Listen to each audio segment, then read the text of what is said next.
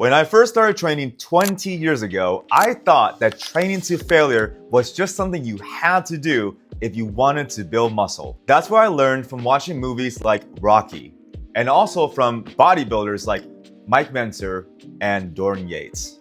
And while there's definitely a time and a place to train to failure, most people just don't need to train that hard, especially if they're a beginner. And over the last 10 years as a gym owner and a coach, I've watched complete beginners build muscle without ever having to go anywhere close to failure. And because of that, I've learned that training to failure is just a tool to build muscle, and it's not a requirement. And in this video, I'm gonna show you why avoiding training to failure as a beginner can actually build you more muscle in the long run. And I'll show you a simple tool that I still use to this day that still helps me make progress in the gym without taking my sets to failure. First, a little bit of context. If somebody hasn't done anything for over a year, then almost any amount of resistance training is gonna send a signal to their body to build muscle. Even something as simple as 10 body weight squats. Because those 10 body weight squats is already 10 times more than what they're used to over the past year. This is why I'll have brand new clients come in for a fitness assessment. And all that we do is one set of 10 reps on 5 to 6 basic exercises. And none of these sets are anywhere close to failure. And yet the next day they wake up sore. And that's their body responding because it's finally being asked to do something it hasn't done in a long time. But here's the mistake that a lot of beginners make. They think that a little bit of effort works. And so they start thinking a lot more effort will work even better. So they immediately start bringing all their sets to failure. And here's the big problem with that. Most beginners haven't mastered the exercises that they're currently doing. Because it's one thing to squat, bench, and deadlift when you're fresh. And it's another thing entirely to maintain good form on that very last rep where you're grinding close to failure. Because as fatigue starts to set in, technique starts to break down, and people usually compensate to finish that last rep. And while that doesn't guarantee an injury, it definitely increases the chances of one. Now, before we go any further, it's important to understand this one thing. What actually builds muscle is progress. And it's not necessary to train to failure to make that progress. In fact, one of the most simplest tools that I've used now for years has allowed me to continue getting stronger without needing to take every set to failure. And it's called microplates. Most people increase their weight by 10 pounds or 5 pounds at a time. But microplates will allow you to increase the weight by as little as 1 pound. And I know that may sound ridiculous, but if last week you benched 135 pounds for 10 reps for the first time ever, and this week you bench 136 pounds for 10 reps, that's progress.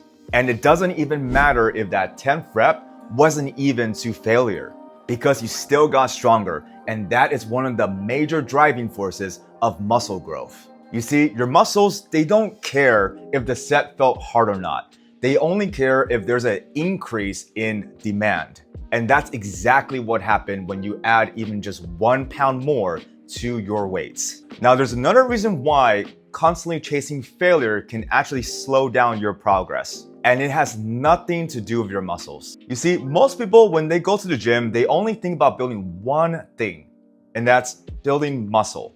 But there's another part of your body that is just as important to build, and that is your connective tissues. You see, your muscles, they build and adapt rather quickly when you first start strength training. However, your tendons, your ligaments, your joints, they don't adapt at the same speed as your muscles. And this is something I unfortunately had to learn firsthand from training my wife. You see, my wife, she has incredible genetics for building muscle.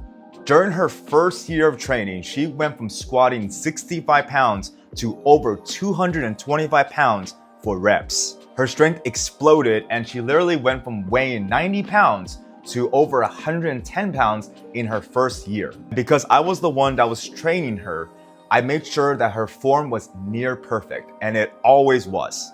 But eventually, she started dealing with lower back problems and her knees started to hurt. And this wasn't because her technique was bad or that she wasn't strong enough for the lifts that she was doing.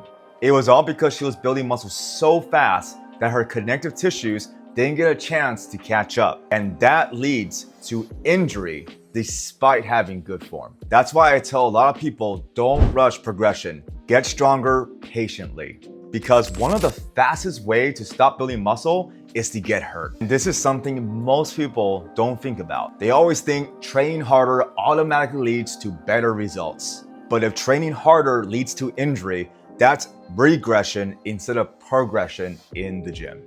There's one more thing most people overlook, and that's training to failure creates a lot of fatigue. And fatigue, it doesn't just affect your workout, it affects your life after the workout. There was a period of my life where I literally maxed out every single time I went to the gym. And honestly, it was a lot of fun because I loved pushing myself. But the thing is, I also hated it at the same time because I always felt tired. I had to rely heavily on caffeine drinks and I had to amp myself up for every single working set. And once the workout was over, I would just feel like a zombie all day. And that's when I realized something worse. You see, the more fatigue that you accumulate, the worse your performance in the gym becomes. And there was many times where I would pick up the same weight that I did last week, but then it just felt so much heavier in my hands. And worst of all, I wasn't able to match the same reps that I did last week with the same weight. And this is why many of the strongest athletes in the world don't train to failure every time they step into the gym. Some days they're just simply practicing their lift and just getting in quality good reps because they understand that if they redline every single workout, the fatigue just starts to pile up. And when fatigue piles up, it's a lot harder to make progress. Now, before people start saying that I'm against training to failure, let me make something clear. I'm not. Because as you become a more advanced lifter, there will come a time when training to failure becomes a useful tool. You see, the closer you get to your genetic potential, the harder you need to work to continue to make progress. But that's exactly the point. Training to failure is a tool. It's not meant to be used all the time. And if you're a beginner, you can spend a majority of your time never going to failure and still make incredible gains. And that's how I train my beginners. We focus on form, we focus on progressing as slowly as possible, even if it's 1 pound at a time, and we stay injury-free for as long as possible. Because in the long run, it's the person that's able to train for years and years without getting hurt, and that's the person that will build more muscle than the other one that redlines every workout and gets hurt every few months.